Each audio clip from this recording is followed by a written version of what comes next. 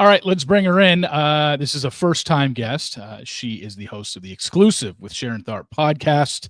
She covers all things pop culture, including Big Brother, which I really want to dive into. It is Sharon Tharp. Sharon, thanks for coming on. Thank you for having me. I'm really excited. Steve, I've been following your stuff for so many years, like working at Us Weekly and all these celebrity sites and the Bachelor stuff. And so I'm very familiar with your work and really appreciate you asking me to be on. I didn't know you worked at Us Weekly. How long Oh ago was yeah. that? I mean, I haven't worked there in let's say a year and a half, but then I was there for six or 7 years, so it's quite Okay. a while. Um, First off, I want to ask how you're doing because while you live in New York, you are currently sitting in Florida as we speak, and you're in Vero right now, Vero Hmm. Beach. What is it like right now? I mean, we're recording this at about 6 o'clock Wednesday night, and this is where Milton is supposed to hit, I guess, tonight into tomorrow morning is where it's supposed to be, I guess, the worst of it. Where are things at with you right now? Yeah, well, I was kind of frantically messaging you because we weren't really supposed to be hit, and then it sort of, moved, and all these tornadoes started popping up before the hurricane really even hit Florida. And so there was a tornado a few miles south that was 2 miles wide. And so downtown Vero Beach is a little messed up right now. This is what I'm hearing, but again, this is like still coming in. I don't really know all the details. Currently, we seem to be okay, but it's scary. I came down to visit my family and of course a terrible hurricane, so not the Is it best. storming outside right now? Is it just it raining it really hard? was Okay. it's calmed down a little bit. I could see like the street is completely flooded outside my brother's house right now, and there's a Wow. pond that's over. Overflowed. Yeah, so not great. Well, not the easiest segue into things, but I do want to, because you are a first time guest, I do want to kind of jump into your background and Sure. how you kind of got into all this. So just tell everybody a little bit about your background, where you went to school. Is this something you always wanted to get into? Did you kind of fall into it? Where are we at with you and your career in this?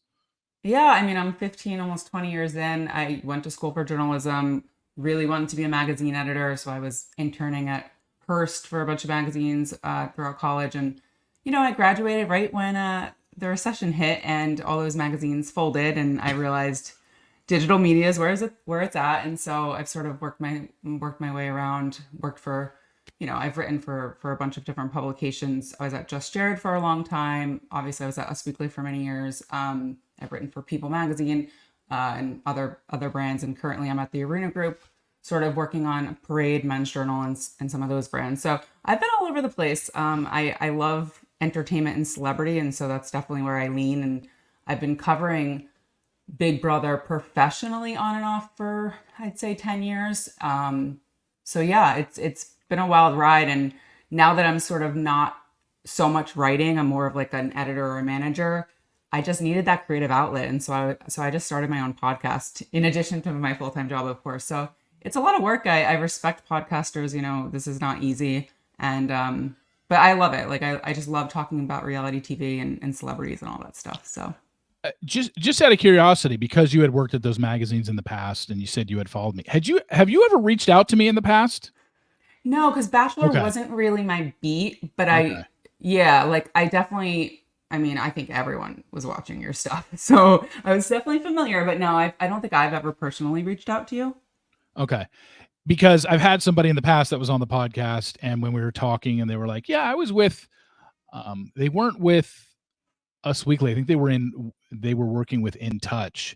Mm. And when I literally during the podcast as we're recording, I Googled them and I found an email that they had sent me literally from 2013 asking me for a quote about Kim Kardashian's marriage to Chris Humphries. I'm like, oh my gosh, you did reach out to me a long What a time ago. throwback. I What a know. Talk about throwback. talk about old school. How many marriages has she had since then? I think she's been Kanye, somebody else after Chris, and then Kanye, if I'm not mistaken. But yeah, it was just so random, and I was like, the email was like from 2012, 2013, or something like that. It was over a decade old, but we came to find out that she had contacted me before. I just thought that was random. But by the way, what college did you go to? I went to the College of New Jersey. It's just a state Okay. school, actually a really good school in Jersey. So yeah, no fancy college, but like I said, I was like an overachiever. So I was interning the whole time for free. Back then, obviously, you interned for free, Yeah. which wasn't ideal. But yeah. And then I worked at a startup for a while too. That doesn't even exist anymore, but good experience because startups are kind of crazy. So I've done corporate startups, entertainment. Now I'm dipping my toes into sports a little bit. So like kind of all over the place. But I just love reality TV. So that's What sports are you doing?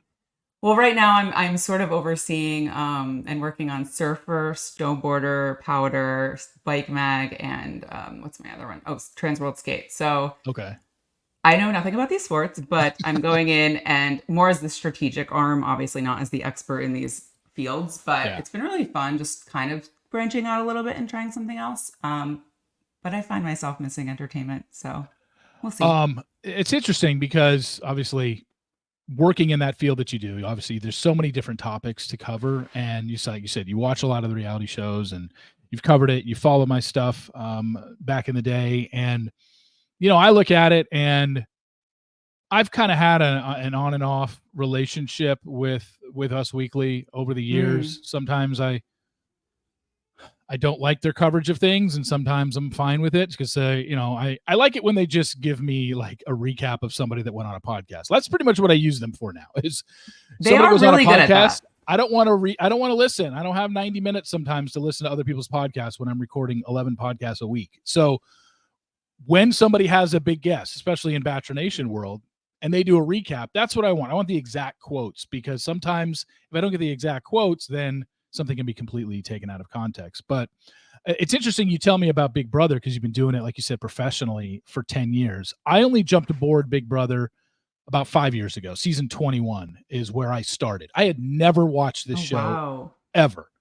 And the only reason I jumped on 21 was because when I saw the cast list come out, Holly Allen was somebody who had been on my podcast. She had dated somebody in Bachelor Nation world. And I was like, oh, I didn't even, and I had Holly on the podcast and we had spoken a few times after I had her on, but it's not like we were good enough friends where I knew she was going on Big Brother. They just released the cast one day. I'm like, oh, wait a I know second. her. I had Holly on the podcast a couple weeks ago or whatever it was. It wasn't a couple weeks. I think it was 6 months earlier, but she was very involved with somebody from Bachelor Nation for a while. And her and I had a contentious relationship because I was telling her this guy is going to play you. And he ended up playing her. And then she came on the podcast and kind of told me, yeah, you were right. But that was the only reason I started watching Big Brother at the time. And then a year later, I started dating somebody from that season. And it was just really weird how it all came to be. And then I've watched it ever since because once I started watching this, I was like, okay. And the reason I didn't ever get into it is because I knew it took a lot of commitment. And there was always Bachelorette in the summer. And I was like, I can't watch something 3 times a week. It's just too much for me. But then I realized once I watched that season, I'm like, okay, I can. It's not that bad. Now, never really got into following. I can't sit there and watch the live feeds. I will read the summaries again by the Twitter accounts, and now a lot of Instagram accounts and TikToks give me updates on what's happening on the live feeds. But when you talk about Big Brother, you say you've been watching it for 10 years and been covering it professionally for 10 years. Would you say it is your favorite one to cover? Is it the one you like the most, or are there other shows you like better? I mean, it definitely ebbs and flows. Like I've been a fan since the beginning. It was one of my family shows, and so it was always cool because I always look at it from a fan perspective. Obviously, my journalistic side comes in as well. But there's been some seasons that were really tough to cover because one, they weren't fun to watch. There was some nasty stuff going on. Obviously, we've had racist and homophobic people over the like that kind of stuff is not fun. At the same time, I do find it important for us to cover. So it does put me in a weird spot as a fan. I'm like, ugh, but I cover it. I wouldn't say it's exactly fun. Whereas like something like this year, I know there's obviously polarizing people, but it's just more fun. It's a little more lighthearted. Yes, there is some drama that's not necessary, maybe Angela, but Yeah. but it's at least fun, and I feel like everyone in there seems to be a pretty decent person. So again, I think it depends on the cast and the twists.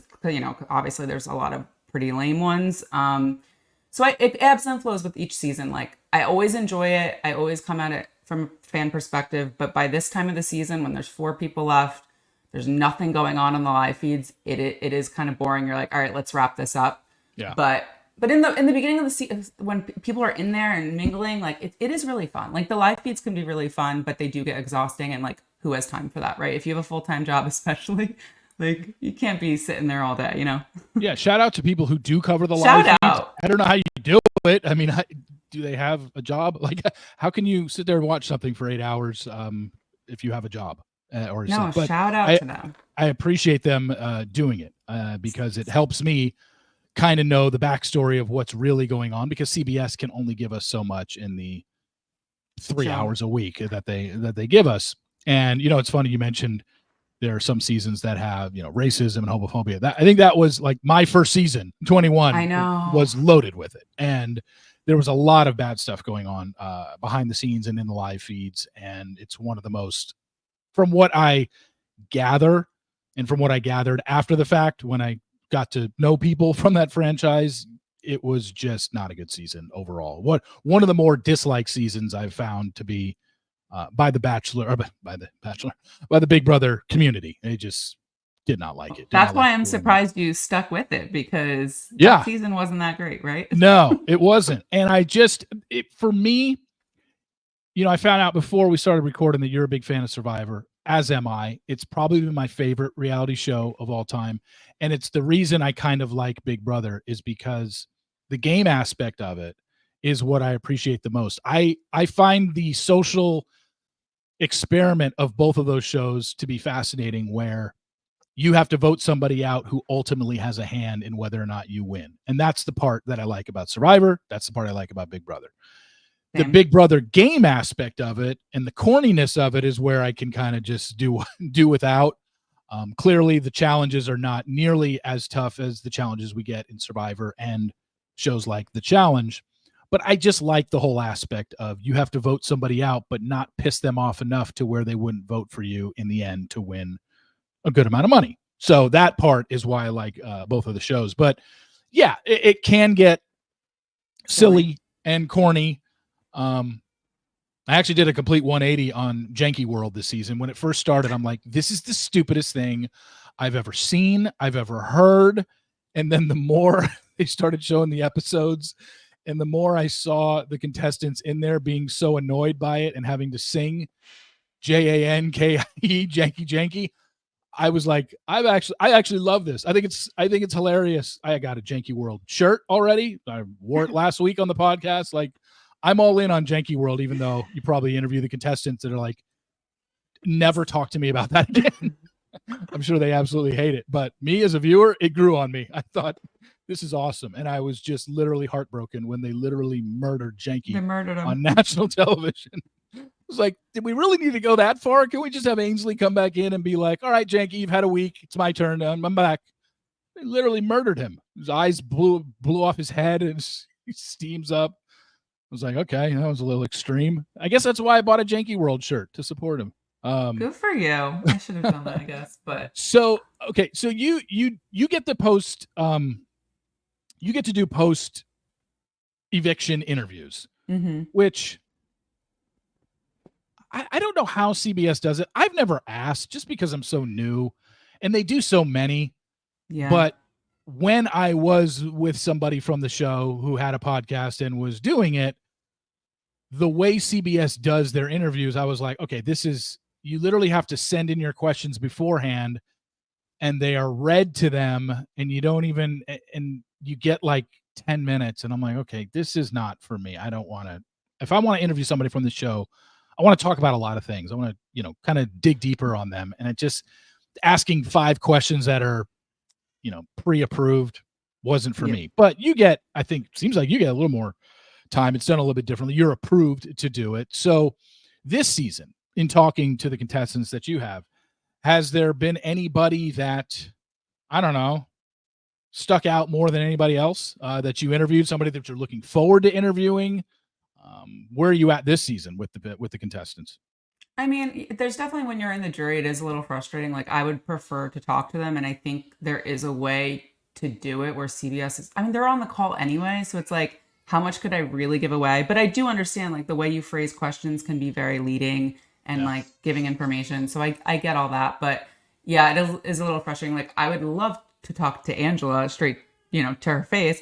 But funny enough, I sent the questions in because I'm like, how do I, liven this up a little bit? And because everyone asks the same questions, and it's not ideal, but I do it because I know the fans really like to see the answers, and so that's why I do it. But for Angela, like, my first question was like, I don't know, something silly like, weren't you on The Price is Right? Like, how did you not understand? Like, you can't go over. And also, can you explain that in your Jennifer Coolidge voice? And she did it. And like, I just tried to like spice it up a little bit because you're right. Like, once it gets to this point, it's like not ideal. I wish they did a little differently, but I will be talking to the final three and America's Favorite Player right after the finale. So, that's fun. But I'm excited. I'm assuming Tucker's going to win America's Favorite. I don't know. Yeah, I guess that's the biggest thing right now. People are going to start breaking down Big Brother. We are recording this Wednesday, so when this airs Thursday, tonight is going to be the eviction. We know that Chelsea won last HOH.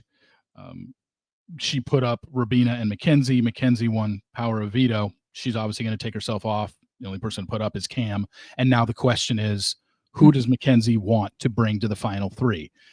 It has been pretty much a foregone conclusion that Mackenzie, Chelsea, and Cam wanted to be the final three. A few weeks ago, they're saying, we need to be the final three.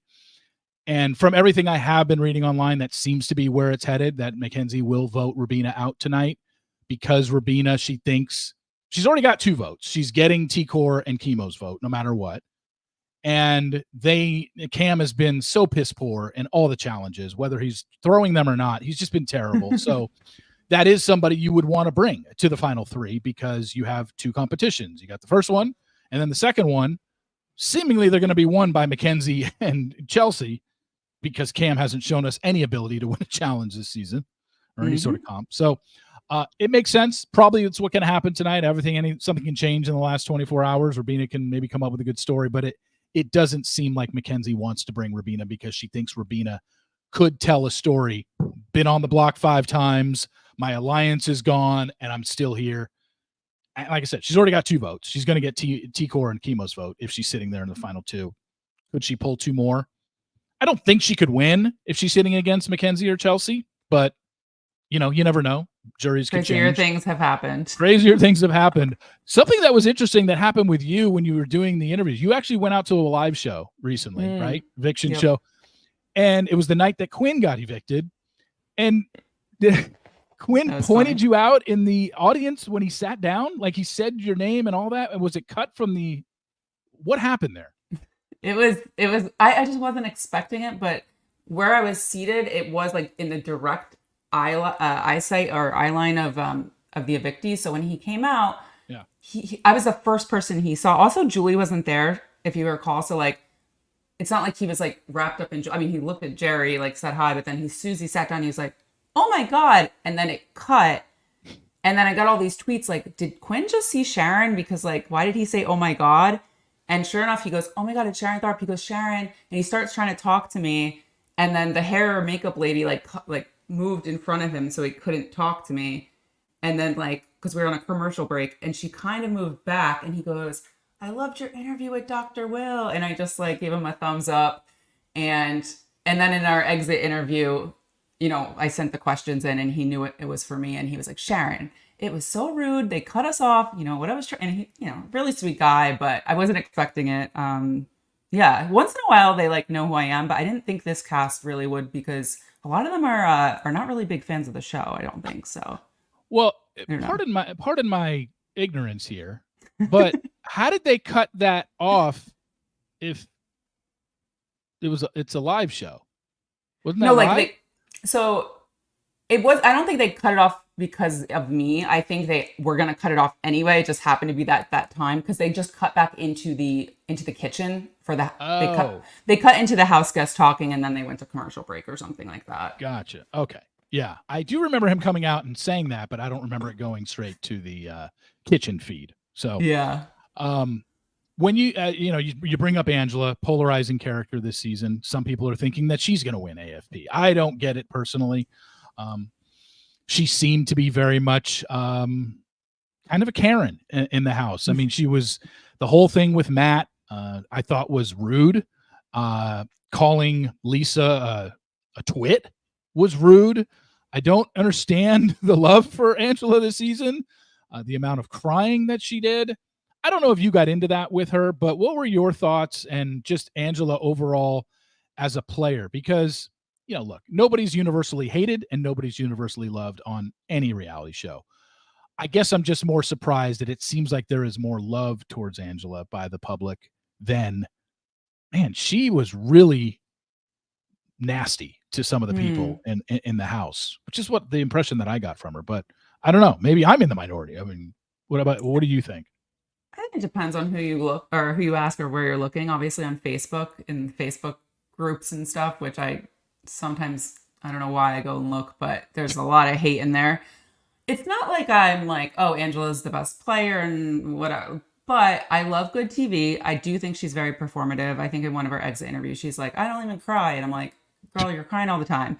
But I think she, and again, I don't hate on anyone if she's been on TV before. That's not a big problem. But she knows camera. She knows what TV is about. She knows how to perform and make good, whatever you think good TV is.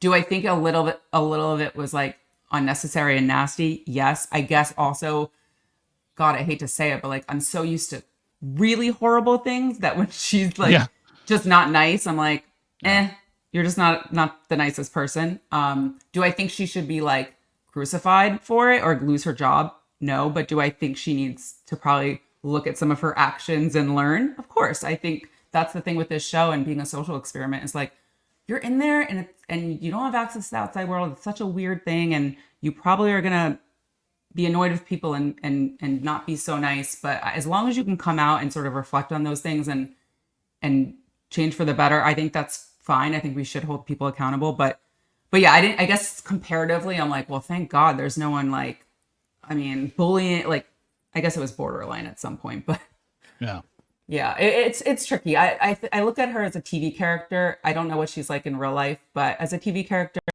it was fun for a while. I definitely think people got a little over it by the end. So yeah, I think, and from everything that I've read and people that are historians on Big Brother and have watched in season 1, I definitely am under the impression that nobody outside of jury has ever won AFP.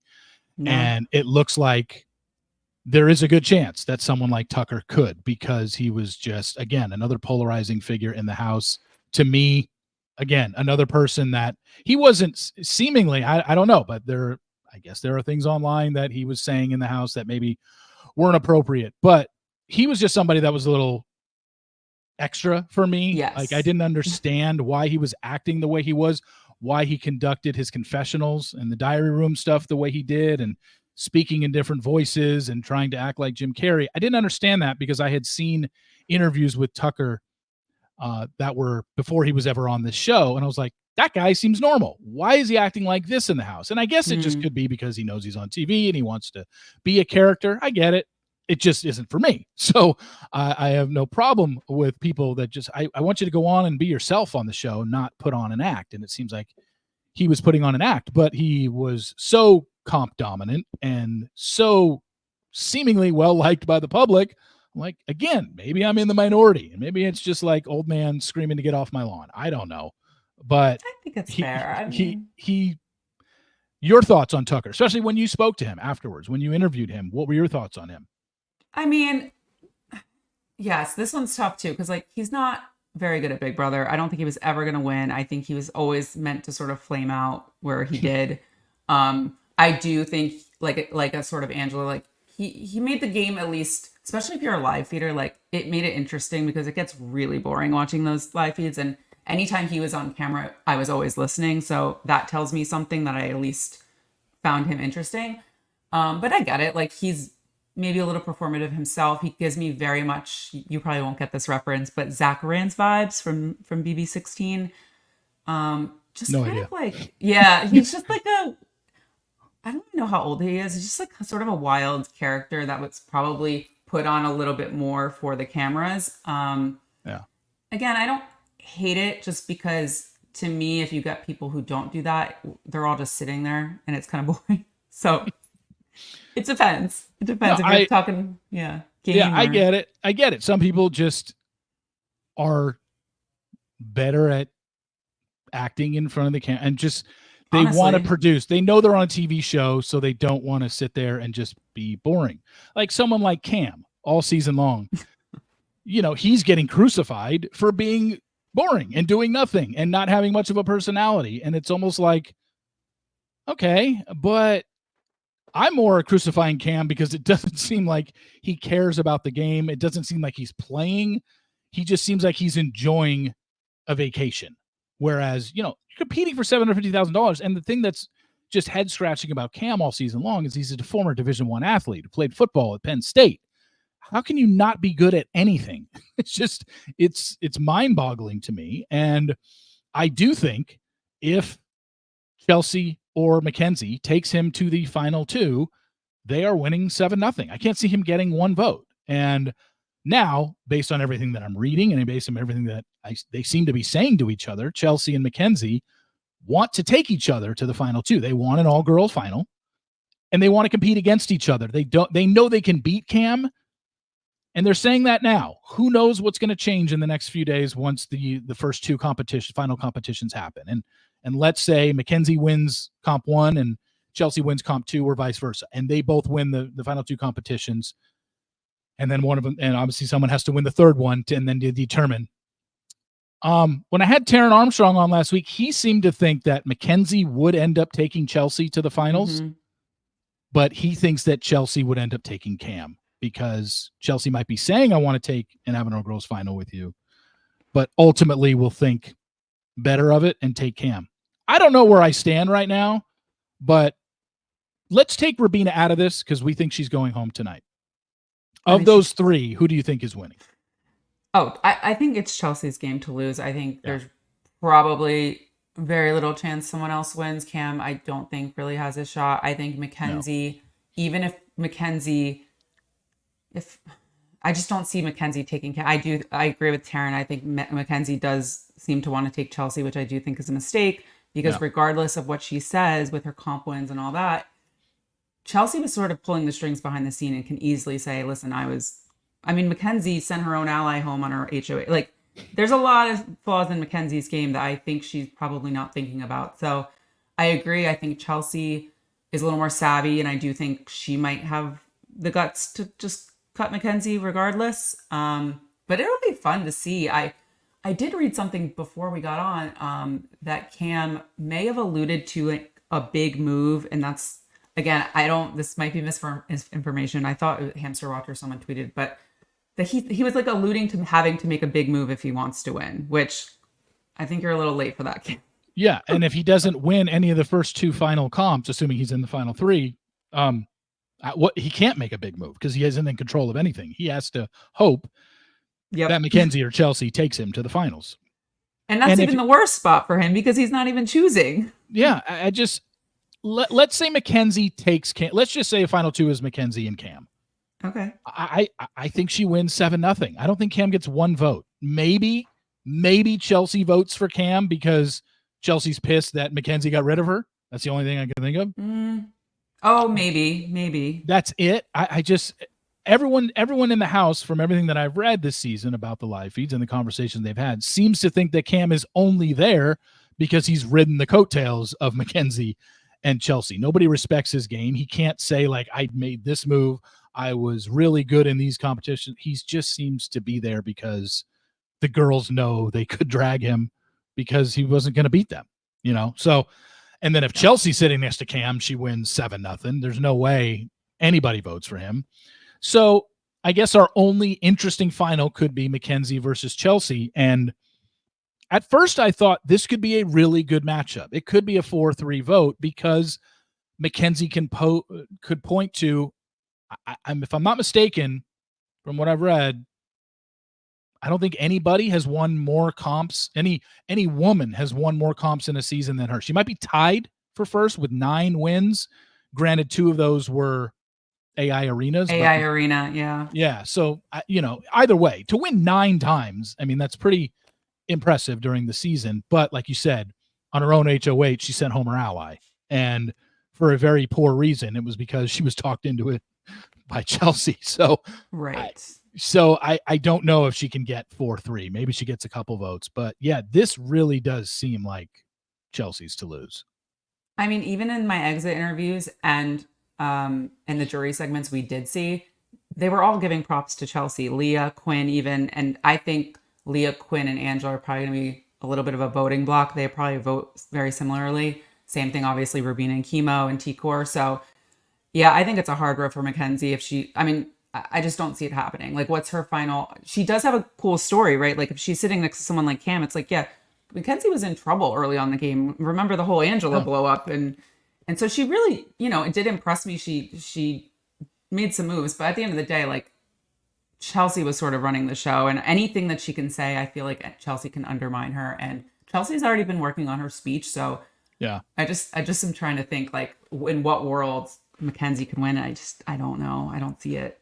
Yeah, I have seen those clips of Chelsea working on her speech, and she seems to have this thing on lockdown. It looks like the only way Chelsea doesn't win this thing is if Cam and Mackenzie win the final 2 comps, and whoever wins that third one and makes the determination just decides to cut Chelsea, because they know that I think Cam knows that Chelsea would beat him in a final. Yes. And I think Mackenzie thinks I have a chance against her. She's not like, she knows it's not like Mackenzie is, it doesn't seem like Mackenzie is delusional to think that I am absolutely beating Chelsea if it's us too.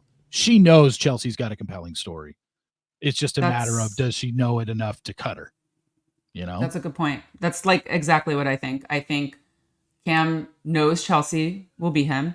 And I think Mackenzie, I think she thinks she has a shot, but I think she needs to really, really think through these votes. Like, I hope she does, because at the end, you always want, like, yes, you want an exciting finale. So Mackenzie with versus Chelsea, I think, would probably be the most exciting. But it's also fun to see someone get cut last minute sometimes, like on finale night. Yeah. That's always fun. And then I get to interview them a few hours later, and some of them are still very, very upset. So, yeah, no, it could shape, but I mean, that's the thing going into the final 4 days of the season with tonight's episode and then Sunday's finale. This could be a very compelling final episode, or it could be the writing's on the wall. And the second we find out Cam's in the final 2, we realize this is going to be a shutout. He has no chance to win. I just don't see any. I don't know if unless he's got something up his sleeve that, you talk about this big move that he can make. I don't see it. Even if he wins one of these final 2 comps and cuts Chelsea, I don't think everyone's going to be like, oh, wow, that was what you were waiting for all season. It's not enough. I think they'd vote for Mackenzie at that point, because Mackenzie really kept herself in the game by all of her wins. I think that was, impressive. And to have either the most or tied for the most wins by any woman in the show's history, that's impressive. And that would be her resume against Cam. Like, look, I was a beast and he did nothing but ride me and Chelsea's coattails, I'm excited to see the jury roundtable too. We don't know who's hosting it yet. I think we're going to find out tonight. But that'll be interesting too. Yeah, because once they start talking through their game, I feel like Cam's going to be one of the ones that the jury just is like laughing at, and they're trying to come up with things to talk about. And listen, this is not personal to Cam. He seems like a very sweet guy. Yeah. But he, it didn't seem like his head was really in the game. So. Yeah, I mean, what was it last week when he was talking about during BB Comics? I just had to take a break. That was wild. What? And the girls called him out on it. They're saying, "What do you mean you took a break? Like, the whole point is to finish as fast as you can." That was wild. I don't even know. So he doesn't seem like, and it's just surprising because he's a former Division I athlete, and they've called him out. Did you throw it? He's like, no, I've tried on all these, which almost makes it even worse. Like, you're actually trying in these, and you're so bad. You might as well admit, like, yeah, I threw it. It's like, at least I respect you more for losing every single comp this year. Has he won one thing? Honestly, I'm not one of those people. I'm not one of those people that like always knows the stats, but yeah. I can't remember one. Yeah.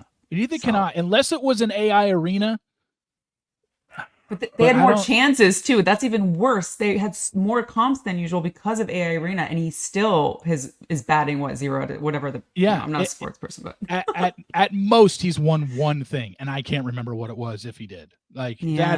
that is really embarrassing. He's just kind of laid low all season long, and there's this whole love triangle thing too with it's like Chelsea wants him. Chelsea, I just say wants him. Chelsea seems to like him, but he hasn't shown liking towards her. And when he has paid attention to other women, it seems like Chelsea gets a little bit jealous. Like I'd be interested to see what happens post show because recently there's been talk of Chelsea telling Mackenzie, "Oh my God, finale night, we're going to walk out there with confetti, and you're immediately going to go kiss Matt." And I'm like, Matt, really? The guy who was first eliminated? You're still interested in this guy? Like, what?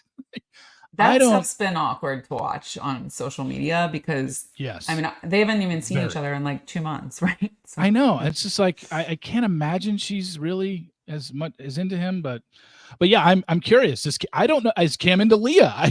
And there's that, and then you've got Quinn Leah. It's kind of that's a all over good the map. point. I don't know who's going to hook up with who, but we know Something there will will be happen. outside of Tucker and Rabina, who clearly were together in the house, who seemingly want to continue this outside of the house. He has said it on social media.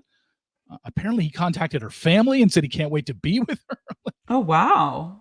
And then Okay. Rabina has been saying it to the cameras, like, can't wait to see Tucker. And just, I mean, at least they're on the same page. It seems like the other ones aren't. It's like a lot of unrequited yeah. relationships, but at least Tucker and Ravina like both like each other. So that's Yeah, good. seemingly they do. But and it's also this thing of like you were away at camp and you Mm-hmm. fell for somebody with no social media, no distractions. So are you just picking up because that's what you remember them as? But you know, yes, some Big Brother couples have lasted in the real world. We get it. Some have gotten married, some have had children, but nothing this season. And I'll even say it for Tucker and Urbina. I'm not rooting against them. I'm just saying everything this season seems not serious. Seems like flirtatious, you know, kind of liked you during summer camp, but when we get back to our regular lives, and are we really going to carry on a relationship? Is one of us willing to move for the other? Because I don't think any of these people live in the same city, Yeah. so or same state. So if it's going to be serious, are any of these people willing to do long distance for a while and then move for the other person? I don't get the Yep. impression, but time will tell on something like that. Wanted to move on to Survivor. I know that you're a big fan of Survivor. We're only 4 episodes into this season or 5. It's Not tough in the. even. Is it? We only I feel like had I've 4. only, they're so long, Steve. They're like 3 hours. I feel like the I know. Survivor It's episodes like are so long. when they went to 90-minute episodes, it's just like okay. But I think we've had 4 episodes. Could Okay, be 4, 5. yeah. Maybe last night was 5. Tonight, yeah, last night. Yep. Yeah, it was 5.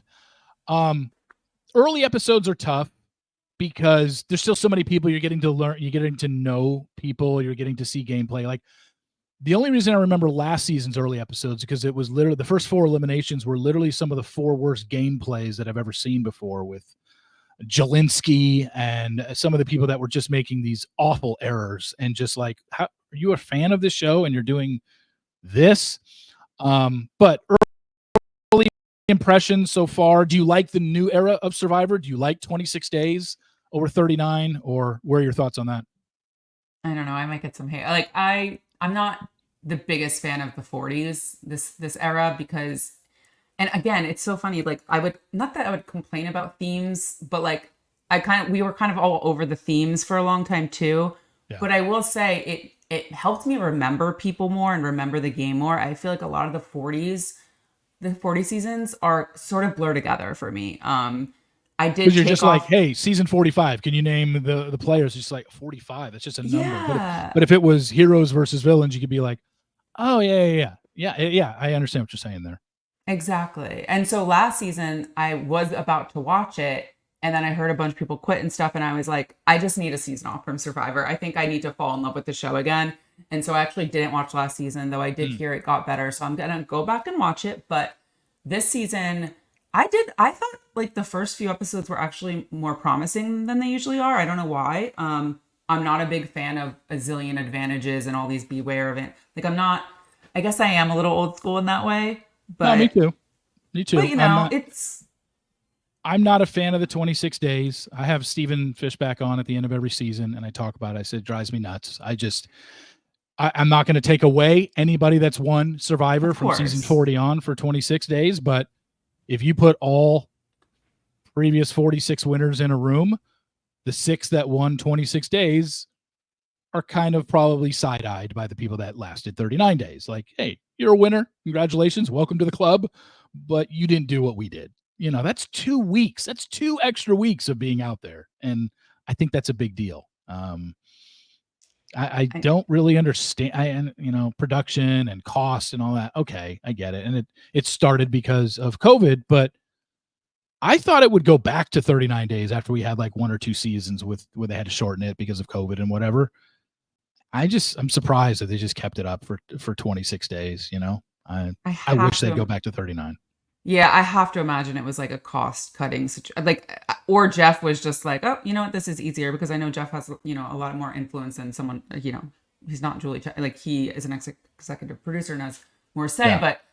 But even like, and I appreciate when shows do try out new things. Like AI Arena, I really did actually like this season on Big Brother, which is, I don't always like those twists. But like, if you recall a couple seasons ago when Jeff tried to like talk to the cameras, I hated that. I was like, what are you doing? And then he went away from it. And I was like, okay, good. He learned his lesson. That did not work. So I guess the 26 days thing, it's not like it didn't work. I think he thought like, oh, well, casual fans won't really notice the difference. But like, you're right. Like within, I'm on Reddit. I see people's social media. Like, I definitely think old school players are like, these new guys don't know anything. I definitely think there is that. Yeah. And then with 50 coming up, that's going to be an all-star season. They've already said it.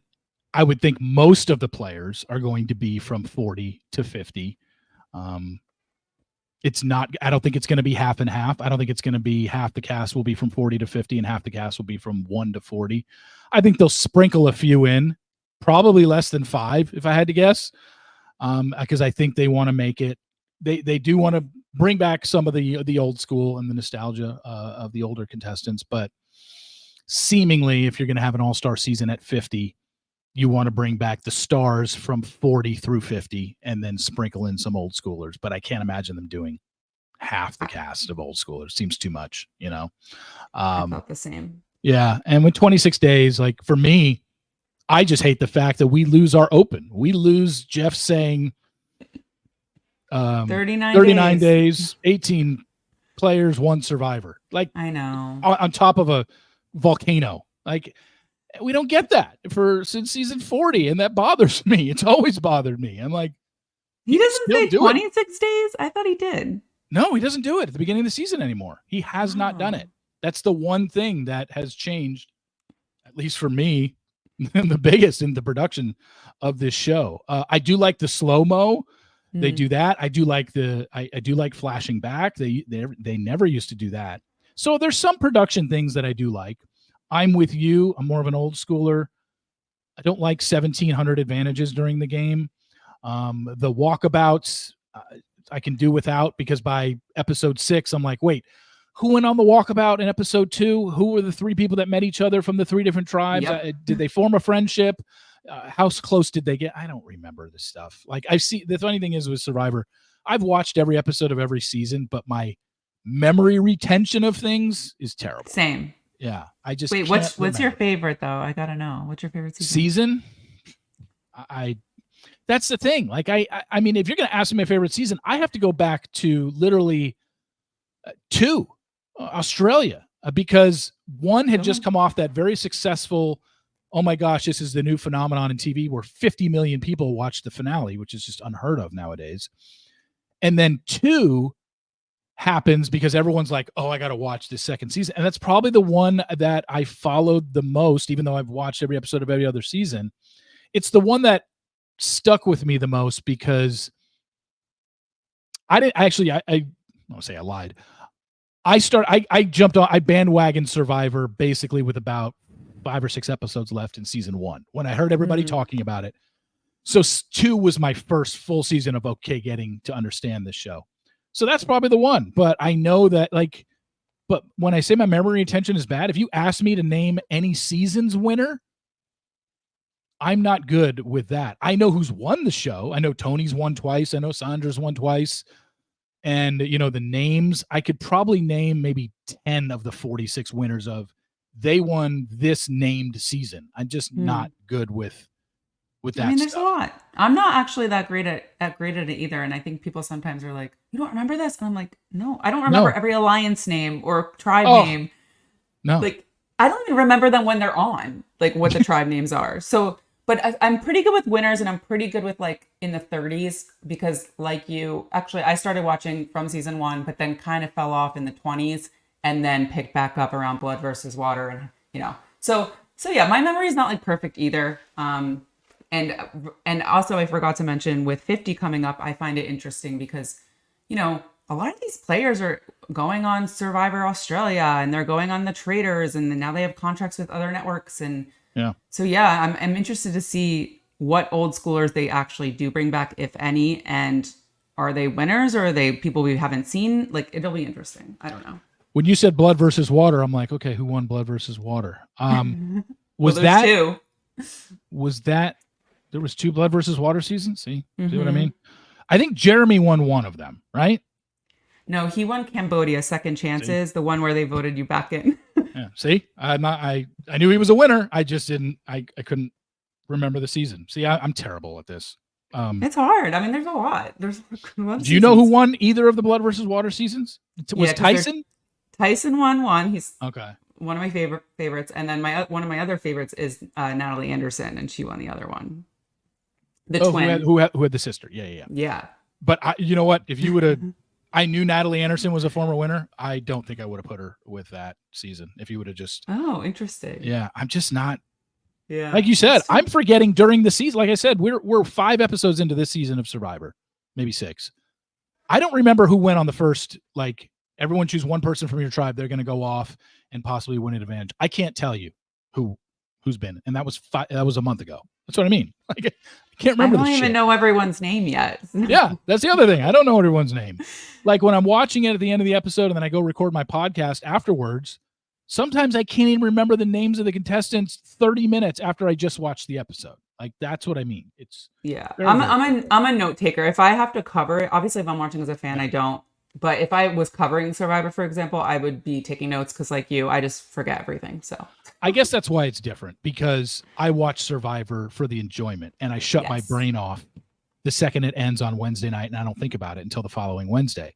Whereas you ask me Bachelor and Bachelorette stuff, I can name the final 4 of basically every season because I cover it on a daily basis and I talk about it all the time. So I guess that's why someone like Stephen Fishback, who comes on the show, and he's an encyclopedia when I ask him about names and, when was the last time we had a 4-3 final vote, and he can name it off the top of his head. I'm like, I wouldn't even. He's also super smart. I don't know. Yeah. Stephen knows everything. Yeah. The last thing I wanted to talk about was another show that we both watch, and that's The Challenge. And this is a show that I probably had the same trajectory as you did with watched it a lot in the beginning, fell off for probably about 10 seasons, and then I've picked it back up. But once I picked it back up, have watched every episode of every season, could not tell you the winners of who won what season. And again, it's because I watch it and then I don't think about it for a week, and I'm not covering it extensively. I don't do podcasts with it. Got a few of them on my podcast, but my memory retention of that show is terrible. Same, actually. There are a few people on Era's season that I'm like, I don't even know who this person is, and I don't even know what season they were on. I don't even remember them. But I am enjoying the Era's season. I do like it. The one thing that I'm really enjoying about The Challenge, and maybe this is just an MTV thing, I like the fact that these contestants, I'm fine with them all having podcasts and all going on podcasts while the show is airing. Bananas has his podcast where he's literally talking to contestants from the show as this season is airing, a season that he's still on, and he's able to not give away any spoilers and stuff like that, because I don't want to know spoilers for The Challenge. It would ruin it for me. Yep. But I do like the fact that they are very social media savvy, and they're allowed to talk about it. They're allowed to call production out. It's almost like the drama on social media for The Challenge keeps me invested in what's happening on the Era's season. You follow that stuff? You know what's going on? It's a good point. Well, like you, I'm in and out. I was a huge Challenge fan and Real World and all of that, and then fell off and came back. Same thing with you. Like whenever they do flashbacks, I'm like, good thing you're doing this because I have no idea what you're talking about. Yeah. Or like a lot of times they'll be like rivals or something, and it's like over Twitter beef that I didn't even see. So yeah, I agree. I think it's a little convoluted and like confusing sometimes. It is fun. Wait, what was your question? I was getting towards about the social media beef, like right. I find it super interesting because some networks are so locked, like you cannot say anything. You can't even ABC basically. ABC, some of Bravo, not all of it, but like the guys on Below Deck won't even say like their relationship status until the show airs, which is I'm like, wow, that's pretty crazy. But yeah, the Challenge, I think Johnny Bananas is his own thing because I think, MTV knows that's their star. So I think he can get away with, and he has obviously, he's won more, so he has more money. He can hire better lawyers when he's doing these contracts. So that there's also that piece. Like I do think, and Johnny, I do think they trust him because he's been so media trained over the years that like he knows what he can say and can't. But fair, I do think there are a lot of podcasts, a lot of drama. Sometimes I like it because you're right, it gives context that we wouldn't otherwise have. But then sometimes I do think it's like way too much where I'm like, do we need 50 podcasts from every single person that's ever been on this show? I think it gets a little, and then they all want to do exit interviews. It's like same thing with Big Brother. Like there's a lot of podcasts now. I'm sure Survivor as well. So yeah, I have like a love-hate relationship with it. I like it for the context, but I do think it gets like kind of, there's just too much. I feel like sometimes, how do I keep up with all this? The crazy thing is MTV allows them, or they don't, I don't know, I say allows them. They do it on their own, and whether or not they get a slap on the wrist or get a cease and desist, but they're allowed to call out the editing in the episode. Like when there's a fight that happened, there are a couple episodes, there was this giant Cara Maria and Laurel fight, and everybody that has a podcast or everybody that has a Twitter account was chiming in on what you didn't see and how it all started. Oh, you only saw clips of it. That thing went on for hours. And it's just like, on The Bachelor, you can't do that. You can try and do that, but you are going to get a call from a producer that says you absolutely have to take that off your Instagram story. You can't talk about what isn't shown on the show.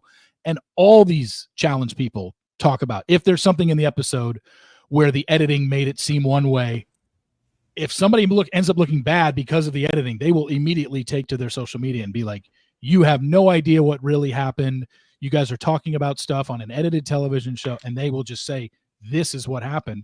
And MTV doesn't seem to step in and say, delete that. So and they ask them back. Yeah. They're like, that's fine. You criticize us. Come back next season. Yeah. And they bring them back. So is a part of me that's like, and there are a few Instagram accounts, and I see it on my search page. So it's not like I'm actively seeking this stuff out, but I'll see stuff and I'll be like, oh my God, I didn't even realize that was a thing. I didn't even know that these two had a beef. And they're beefing on Twitter. It's really interesting. Yeah. I'm enjoying the Era season. I really am. And like I said, it's funny, as a guy who has spoiled The Bachelor and Bachelorette for years, I just have no interest in knowing. I don't want to be spoiled on Survivor. I don't even know if there's a Survivor site out there that still does it. And I don't want to be spoiled on Challenge. And I'm sure there's a Challenge site out there that has spoilers for who won season 40. Or if it was multiple people. I have no idea. And I don't want to know because it would completely ruin the season for me. So anyway, I mean, this has been something that has always stuck with me. Everyone thinks that I just want to be spoiled on everything. I don't read the end of books. I don't want to know what's happening in a movie before I go see it. Like, it's only Bachelor and Bachelorette and Paradise. That's all I care about spoiling. And Golden. That too. But anyway, Sharon, thank you so much for coming on. I know it's been a really freaky time out there for you. I appreciate you coming on. What is it? Has it died down a little bit, anything, since we've been recording? Yeah, it's been quiet. I'm here with family, so it's a little, hectic in the house. But otherwise, it looks outside, looks okay. I don't know if it's fully hit us yet. I think it's going to be overnight. But no, this is a nice distraction, Steve. I love to talk about reality TV and get away from real life a little bit. So I appreciate you asking me on. Yeah, no problem. We'll definitely have you on again in the future. So Sharon, I really appreciate it. Thanks for coming on, and we will obviously be in touch. All right. Thanks, Steve.